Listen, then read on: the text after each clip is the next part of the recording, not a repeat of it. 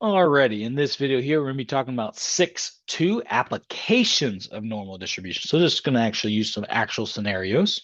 So in the fourth objective here, we're going to find probabilities for a normally distributed variable by transforming it into a standard normal variable so that we're able to pull more information that way. So the standard normal curve can be used to solve many practical problems. So we'll assume the variables presented here are all normally or at least approximately normally distributed. So again, we're either assuming or we're told.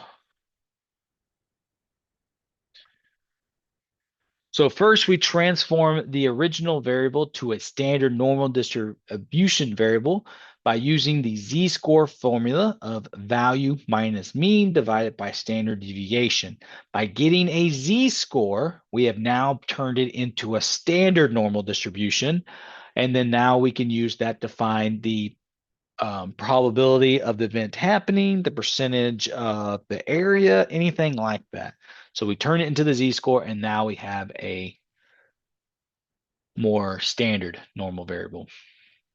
All right, so to do that, to find the area under any normal curve, step one, we're going to draw a normal curve and shade the desired area. Step two, convert the values of our sample to z-scores using the formula of z equals the x value minus mu divided by the standard deviation. Step three will then find the corresponding area using a table or calculator. And again, we're going to be using that table, Appendix A, Table E. So let's do an example.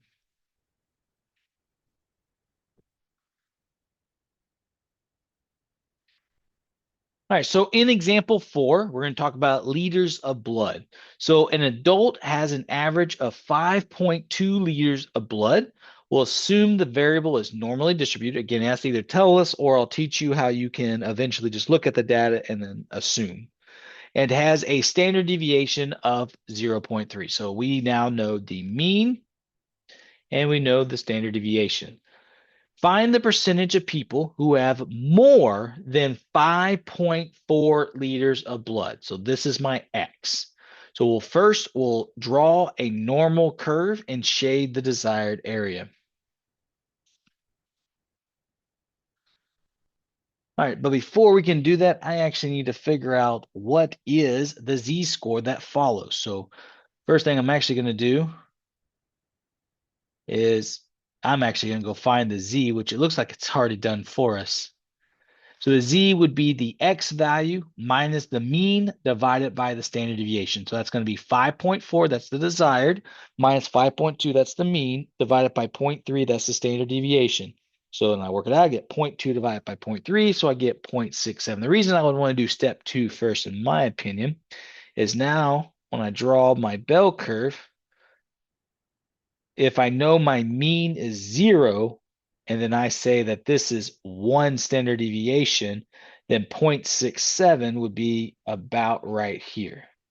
And I want to know, find the percentage of people who have more than 5.4 liters. So I'm looking for this area, give or take. I'm not the best artist, but give or take this right here. All right. So now that I have that, step 3 is to use the table E on our calculator or computer software to determine the area of z.67. So one more time, let's go pull up our table.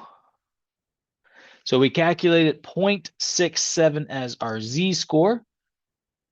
Let's go look it up. So here's 0.6, 0, 1, 2, 3, 4, 5, 6, 7. So that's going to be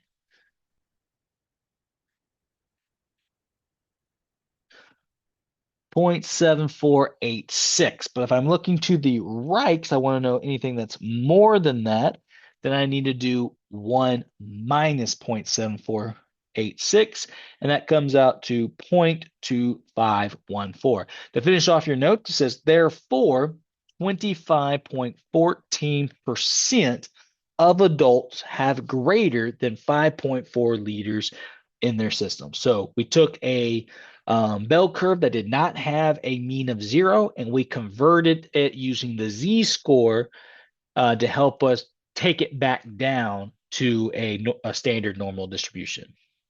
All right, so there you go. And that's pretty much all you really have to do. It doesn't get much harder than this. Let's keep working these out.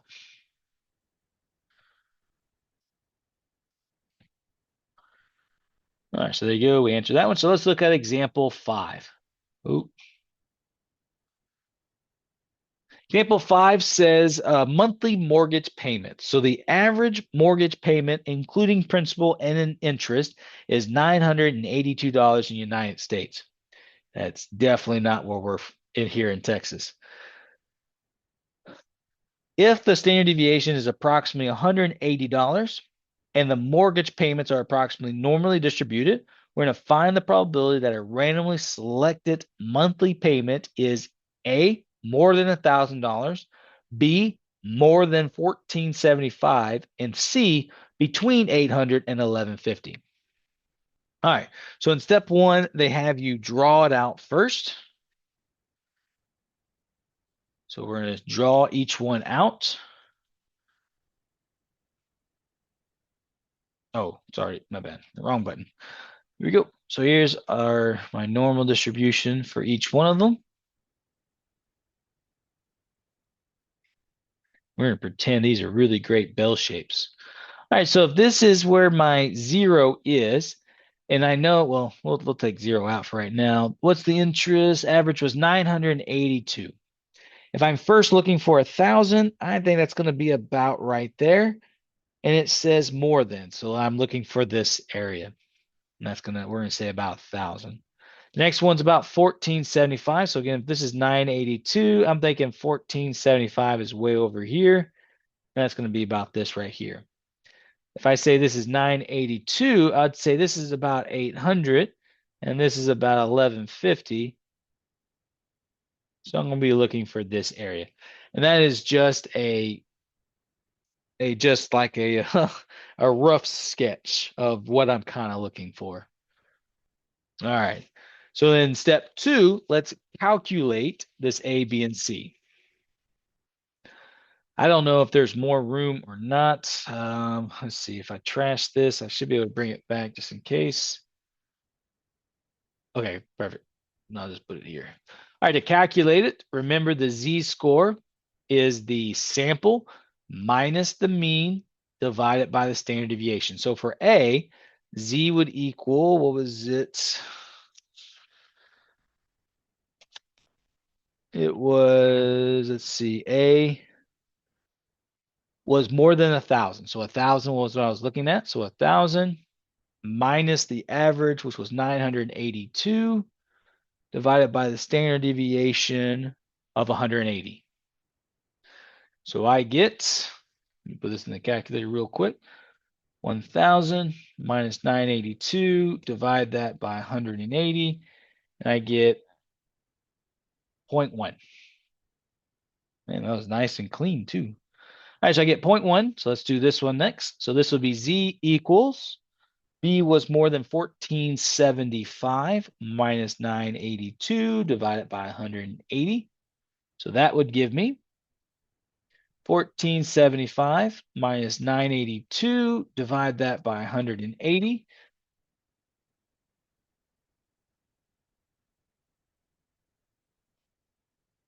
Got to turn it into a decimal. So that gives me 2.74. Part Z, though, is between two things. So I have to find two z-scores. My first one is going to be between 800 and 1,150. So that's going to be 800 minus 982 divided by 180. So that would give me 800 minus 982, divide that by 180, and I get negative 0.01. So negative 1.01.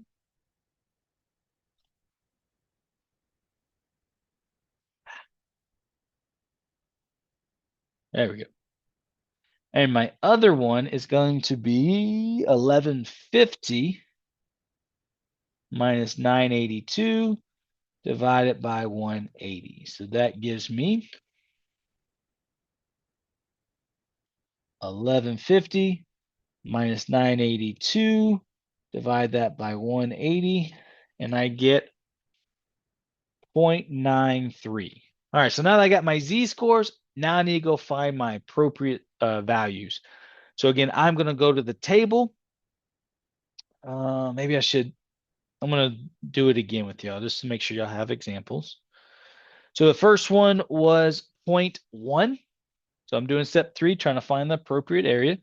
So I found 0.1 as my score. So I'm going to go, it's right here. There's 0.10. So that's going to be it right there. So 0.10 is going to be, so this is going to be part A. Is going to be 0.5438. The issue is I wanted to see what was greater than $1,000. So if I want greater than, I want to the right. So that means I need to do 1 minus that value. So that means that I would get 0.4602. So that means I would get 46.02% of a probability that I would select someone that has a mortgage that's more than $1,000. Part B, we're looking at 1475, and we did that. We got 2.74 as our answer. So let's look at that. 2.74. There's 2.7. So that's 0, 1, 2, 3, 4. So 9969. So 0.9969. But again, we were looking for something greater than 14,675. So we would need to do 1 minus this value. And when we do, we get 0.0031, which means I have a 0.31% chance of selecting somebody that has a mortgage of more than $1,475. Part C, I was looking between both 800 and 1,150. So I'm going to use the z-score for 1150 first, because that's the bigger one. And that came out to 0.93. So here's 0.90123. So that's 0.8238. I'm going to then subtract that from the z-score that I got for 800, which was negative 1.01. So let's look at that. Here we go. So negative 1.01. So here's negative 1.0. Here's 1. So that's 0.1562. 0.1562. Then you take these two and you would subtract them to find the area in between. So that's a 0.6676. So that means I have a 66.76% chance of getting a person that has a mortgage between 800 and 1150. All right. So hopefully that all together gives you plenty of examples. So let's move on to objective 5.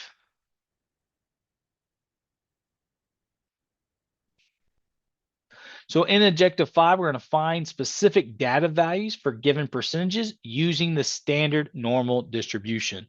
So we're going to use this formula, x minus mean divided by standard deviation for z-score, and we're going to solve for x.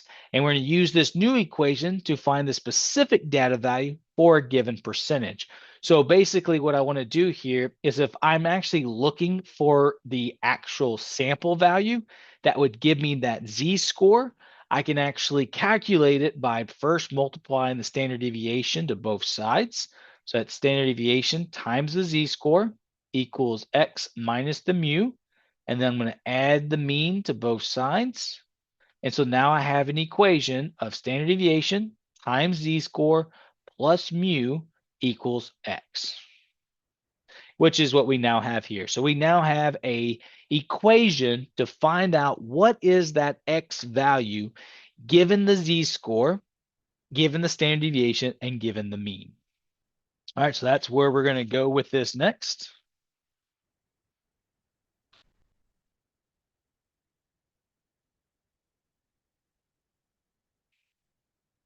So here is the steps for finding data values for specific probabilities. So step 1, Again, draw that normal curve, shade the desired area that represents the probability, proportion, or percentile. Step 2, find the z value that corresponds to the desired area from the table. Again, Appendix A, Table E. Step 3, we're then going to calculate the x value using the formula x equals z times standard deviation plus the mean. All right, so kind of using that same formula, but going a little backwards now. All right, so in example 6, talking about the police academy qualifications. To qualify for a police academy, candidates must score in the top 10% on a general abilities test. Assume the test scores are normally distributed and the test has a mean of 200 and a standard deviation of 20. Find the lowest possible score to qualify. So here's what we got. We have our mean. We have our standard deviation, and what we have here is a percentage. Well, that percentage is 0.10, top 10%. So if I want the top 10%, I really need to be at 0.90 or greater. All right. So therefore, it says draw a normal distribution curve and shave the right hand of 10% of the area. All right, so that would be probably about right here. And I would think this is about 0.9% of my probability. I don't know what the standard, what that would be for my z-score, but we can calculate it. So the area to the left of 0.1, shade it to the right. That's a typo. That should be 0.9. So we're going to find the z value on table E corresponding to 0.9. So I'm not going to switch back. I feel like we're pretty good with that. So when I go to 0.9, I find a z-score of 1.28. So at 1.28, that's about 0.9. And so now that I have the z-score, I can now go to step 3 and I can calculate that x value. So that means x would equal 1.28 times 20 plus 200. When I do that, I get approximately 225.6.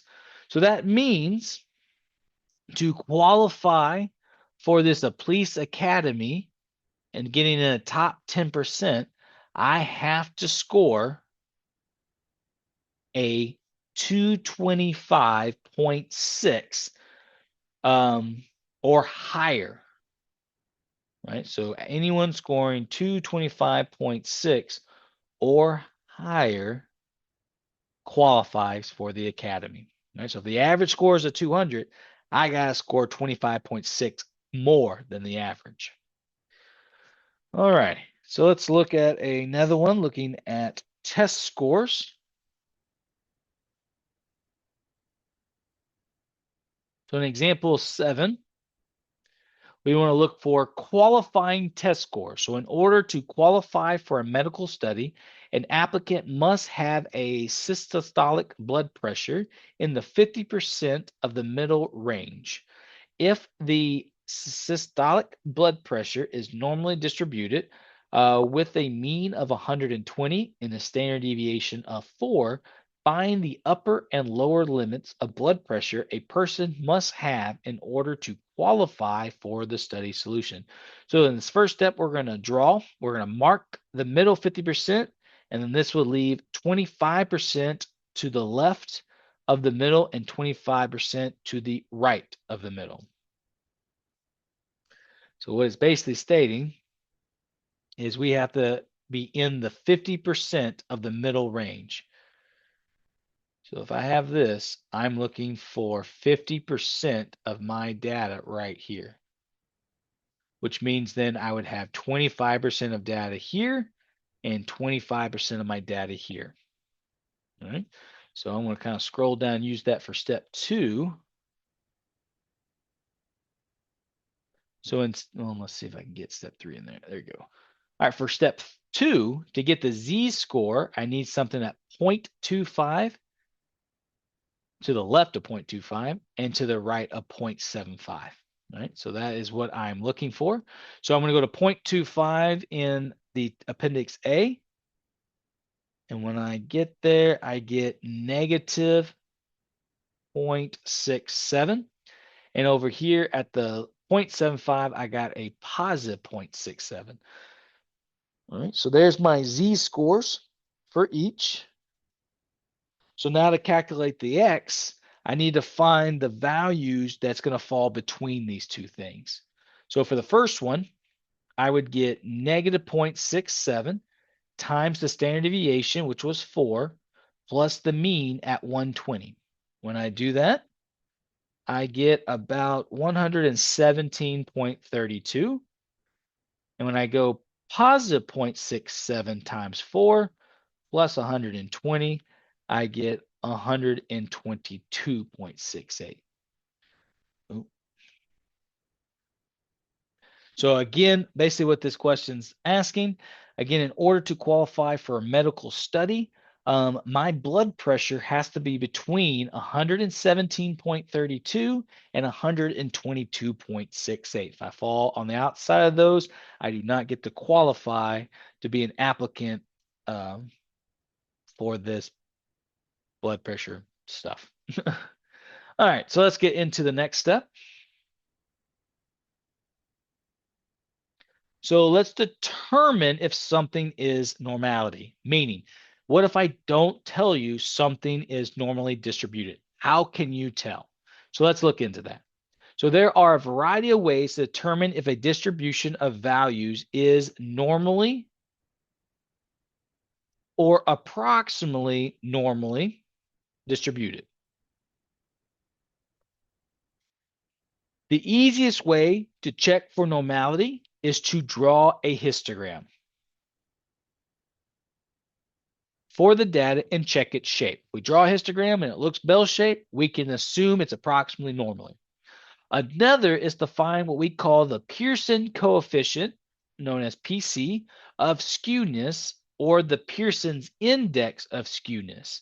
So what we do to find that is we do 3 times the sample mean minus the median divided by the sample standard deviation. If the index is greater than or equal to 1 or less than or equal to -1, it can be concluded that the data are significantly skewed.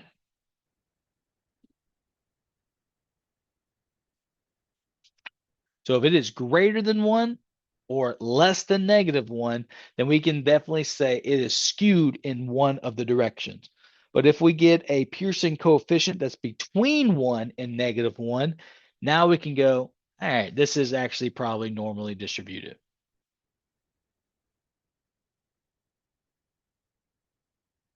So what we're going to do is we're going to check the data for outliers by finding the outlier boundaries. We did this in a previous chapter, but it says defined by the lower outlier boundary, which is first quartile minus 1.5 of the interquartile range, which is the IQR. The upper outlier boundary was the third quartile plus 1.5 of IQR. And remember, IQR is the third quartile minus the first quartile. Alrighty, so here we're going to do this in a few ways. An example 6, technology innovations. So it says a survey of 18 high-tech firms showed the number of days inventory they had on hand. Determine if the data are approximately normally distributed. So the first thing we'll do is we'll construct a frequency distribution so that we can draw a histogram. All right, so let's see, is this in order? Definitely looks like it. So we go from 5 to 158. So let's find the range there. So that's 158 minus 5. And we'll divide that by 1, or subtract that, and that's 153. Let's see. We have to do this between 5 and 20. I think 3 would go into it. So if 3 goes into it, I wonder if 6 will go into it. So we divide this by 6. that would be, no, it won't, because it'll be one, it'll be 2 with the remainder of 3, which is 33. What about 7? No, but it'd be pretty darn close. If I do 7, that would be 2 with a remainder of 1 and almost another 2. So I'm going to say 2. I'm going to put it at 154, and we'll do by 7s. So, okay, so here we go. So we'll do a class, and we'll start off with 5, and it needs to be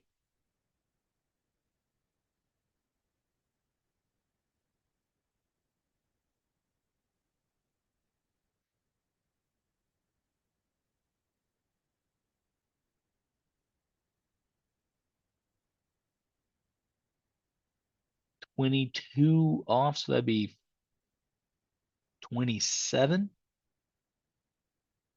And the next one would be 28 to 40. And then this would be 41 to 53.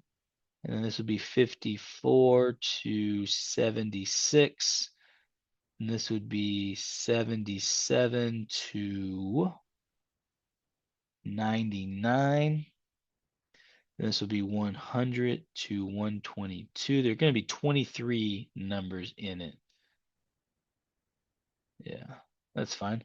And then let's see. So then this will be 123. What's the biggest? 158. So then that would be 145. And then this will be 146 to 168. That's 1, 2, 3, 4, 5, 6, 7, 8 classes. I want it 7.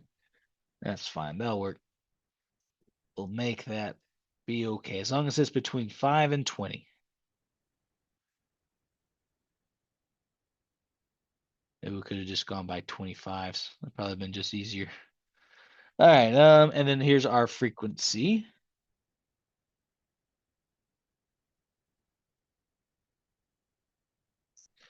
All right, between 5 and 27, that's 1. Between 28 and 40, so that's 1, 2. Between 41 and 53, that's 1, 2.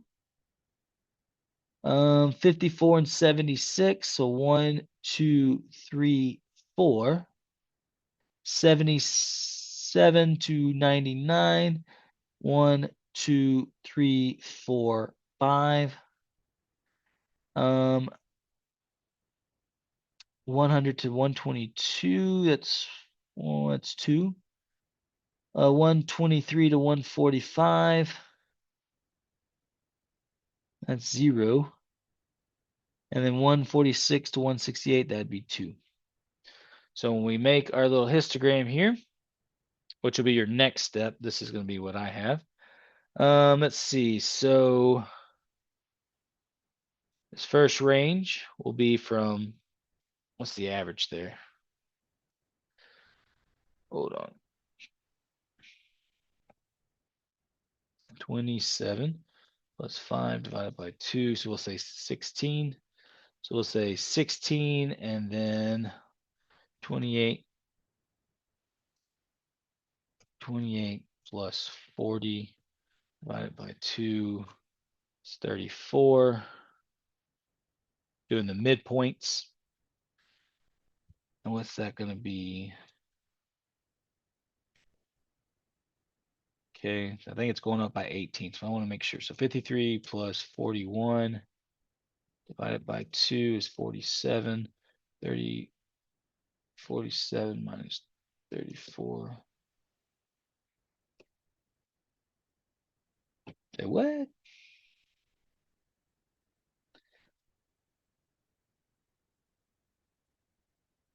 Oh, that's why it's off. That's supposed to be 63.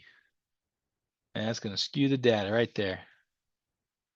I bet y'all are screaming at the thing the whole time. I was wondering why my stuff was off from earlier when I did it. All right, so this would be 63, 64 to 86, 87 to 109, then 110 to 132, and then we'll have 133 to 150. Oh man, so close, 155. And then we'd still have this 156 to 178. All right. Let's see if that skewed the data any. So let's go back up here, 41 to 63. 41, so that's 1, 2, 3. Yeah, it did.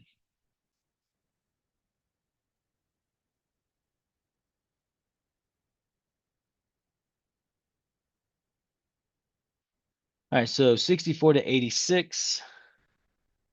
Well, let's do 41 to 63. 41 to 63 is.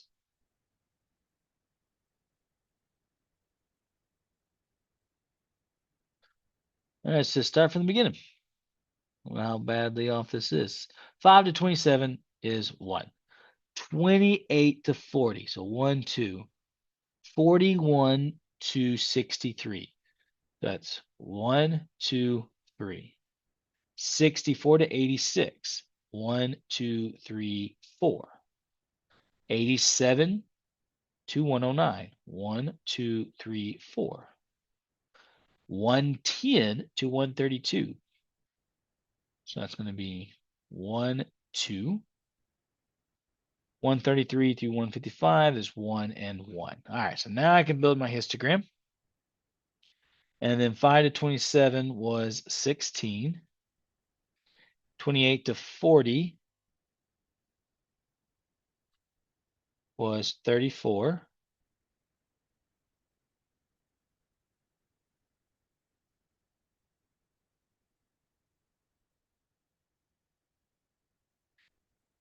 Oh, man.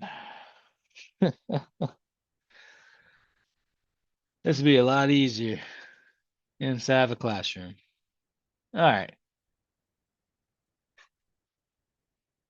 Let's try to do the math the correct way. Because 28 plus 22 is 50.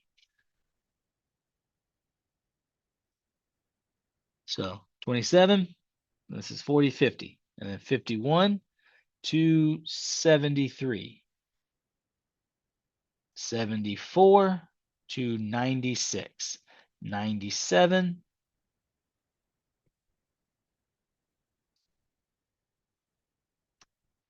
119. Take 119. Let's add 22 to it. We get 120 to 142. And 143 gives me 163. This is what I got last time. I was thinking my math earlier was off. So there's my 1, 2, 3, 4, 5, 6, 7 categories. All right, 5 to 27, again, is still 1. 28 to 50, that's 1, 2, 3, 4. 51 to 73, so that's 1, 2. 74 to 96, that's 1, 2, 3, 4, 5. 97 to 119, so that's 1, 2, 3, 4.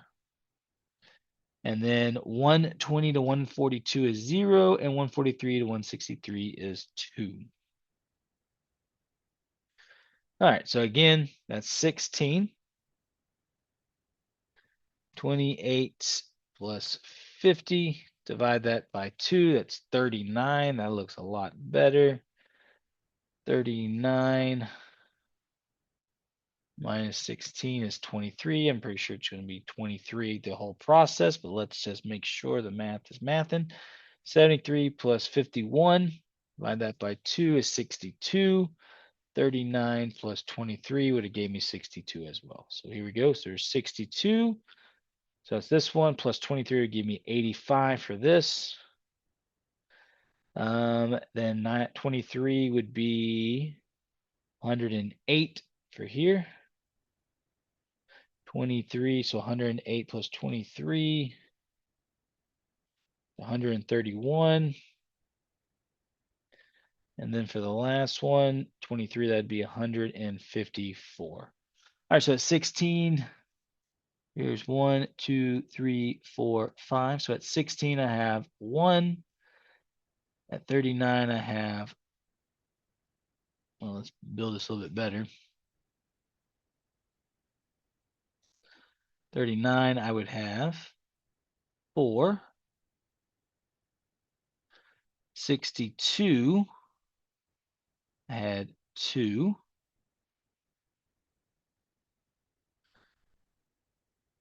85, I had 5. 108, I had 4. 131, I had none. And then 154, I had 2. All right, so hopefully your histogram experience was a lot better than mine. So when looking at it, I'm going to be honest with you, it does not look normally distributed. Well, between all of our errors, definitely probably could have been. All right, so let's look at the next way we could judge this. So let's use the formula. All right, if we use the formula, that's going to be 3 times the mean. Oh, we got to go find the mean.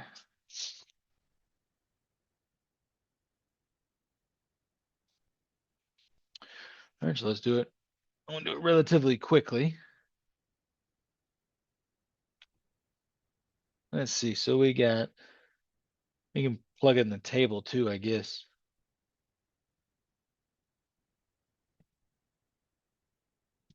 Weird. Try that again. There we go. All right, 5 plus 29 plus 34 plus 44 plus 45 plus 63 plus 68 plus 74 plus 74 plus 81 plus 88 plus 91 plus 97 plus 98 plus 113 plus 118 plus 151 plus 158 divided by 18 high tech. So divide that by 18 and I got 79.5. So 3 times 79.5 minus the median. So 1, 2, 3, 4, 5, 6, 7, 8, 9. So that's going to be between 74 and 81. So 81 plus 74, divide that by 2. That comes out to the median, which was 77.5.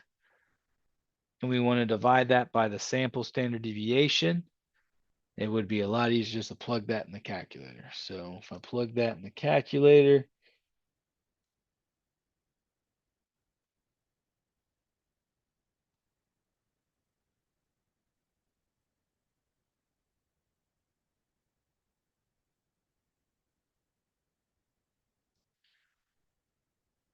ah, 5, 29, 34, 44, 45, 63, 68, 74, 74, 81, 88, 91, 97, 113, 118, 151, 158. Oh man, that was only 17 numbers. Let's figure out where the mistake was. 5, 29, 34, 44, 45, 63, 68, 74, 74, 81, 88, 91, 97, 98, 113, 118, 151, and then now 158. All right, got them all. And then I'll do, again, I put them in lists and spreadsheets. I'll go to menu, I'll go to 4, go to stat calculations, 1 variable stats. I'm okay with everything. And then we just put it in. So I'll go up to my C, and it looks like the standard deviation here for a sample standard deviation, very important here, is going to be the S. That's going to be 40.4537. So 40.4, we'll say 5. All right, so now we type that in. So let's get that going. So that's going to be 79.5 minus 77.5. Multiply that guy by 3, which is 6. Divide that by 40.45, and we get 0.148331. All right. So we take all that data, and that's what we get. So this did not indicate significant skewness. So we might have been really off on our histograms, and then that could just be my error, which most likely was. I made a lot in that one. So now let's just check for outliers. So let's look for any outliers that we have. That's our third way we can check it. Right now, I'm really leaning towards it being pretty normally distributed. Histogram did not help with that, but potentially the PC did, especially when you're getting a number between -1 and 1. So now if I look for outliers, let's see. So that would be quartile 1, which this, since we did type it in, we have that data. Quartile 1 is 45 minus 1.5 of my IQR. Does this tell me my IQR as well? Do I need to calculate it? I need to calculate it. So what is 98 minus 45? 53.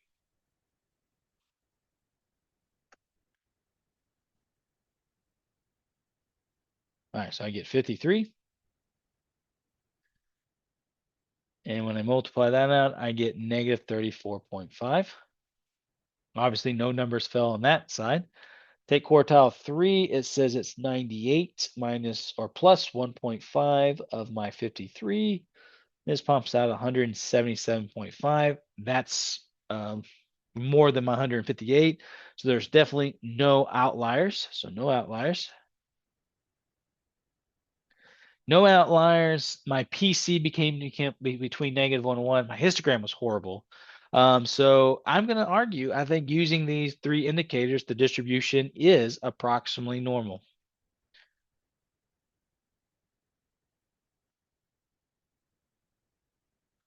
I think I laugh because it says the histogram was the easiest one to do it. I disagree. I think that PC and the outlier, just because it's quick calculations, is the easier one. All right, let's do another one. We have a few examples. So in example 9, number of runs made. The data represents the number of runs made each year during Bill Mazeroski's career. Check for normalcy. So we'll do our frequency. This one I'm going to do a class of, we go from 3 to what looks to be like 71. So I'm actually just going to do a class. I'm going to keep it simple. I'm going to go 0 to 9 and just keep it in tens. So 10 to 19, 20 to 29, 30 to 39, 40 to 49, 50 to 59, 60 to 69, and then 70 to 79. As long as it's between 5 and 20, so it's 1, 2, 3, 4, 5, 6, 7, 8. I'm good. Just going to try to keep it simple.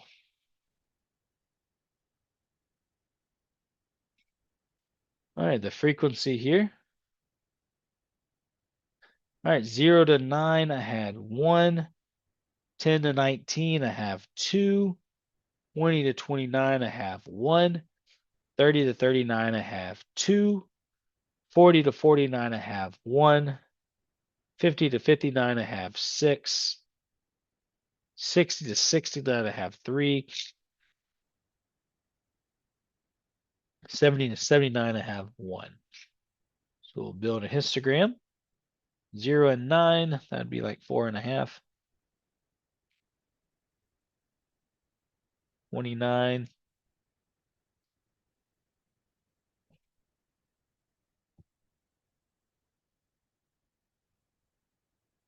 That'd be 14.5, so this can go up by tens.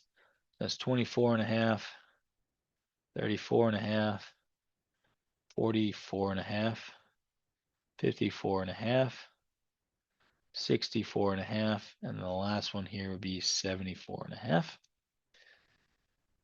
1, 2, 3, 4, 5, 6. So 4.5, I had 1. 14.5, I had 2. 24.5, I had 1. 34.5, I had 2. 44.5, I had 1. 54.5, I had 6. 64.5, I had 3. 74.5, I had 1. Looking at this, I'm thinking this is definitely skewed. Left skewed, since that's where the tail is. So that means that would be a positive skewed. Alrighty. That's just my assumption there. Let's look at, remember, the closer to 0 on that PC we are, the better we are. So let's look at this guy right here. So this is going to be 3 times my mean. So let's quickly put this into the calculator as well.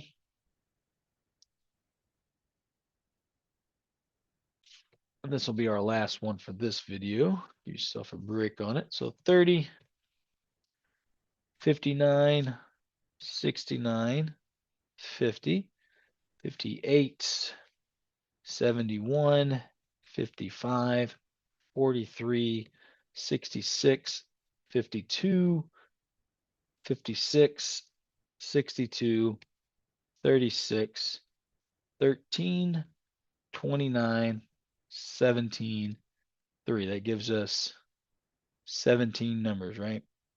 3, 6, 9, 17. All right, cool. And so then I'll do menu, stats, stat calculations, one variable stats. Good with it all. There we go. So our sample mean was 45.24 minus our median, which was 52, minus my sample standard deviation, which was 20.58. So let's see what we get here. So that's 45.24 minus 52 times 3 divided by 20.58, and I get a negative 0.98543. That's pretty darn close to -1. I'm really thinking this is definitely negatively skewed. So let's look at our outliers then. And we'll assume what we want to assume.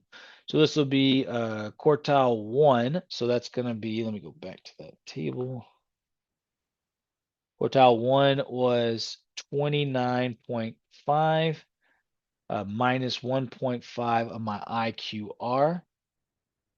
So that's going to be, so this is 60.5 plus 1.5 times my IQR. So let me calculate my IQR real quick.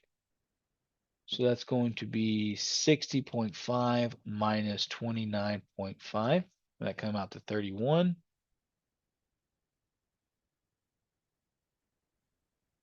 This came out to -17, so obviously none on the left. And this came out to 107. I think my biggest number was like 79 or 71. So there are no outliers then. All right, so since there was no outliers, my histogram definitely looked like a left skewed. And then the fact that I'm that negative, I'm thinking really it is negatively skewed. I'm thinking the distribution does not appear to be normally distributed. You could argue that maybe it does, because it does technically fall under -1 to 1, and there's no outliers. So maybe like you could say like 2 out of 3. But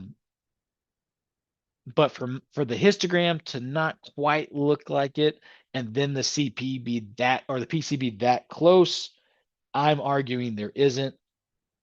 you could argue with evidence as well that it falls almost on the borderline. All right, but that's all that I have on this video. You again need more examples or more calculator seeing the Inspire being worked as well, just let me know and I'll definitely show more of that. But I'll see you in the next video.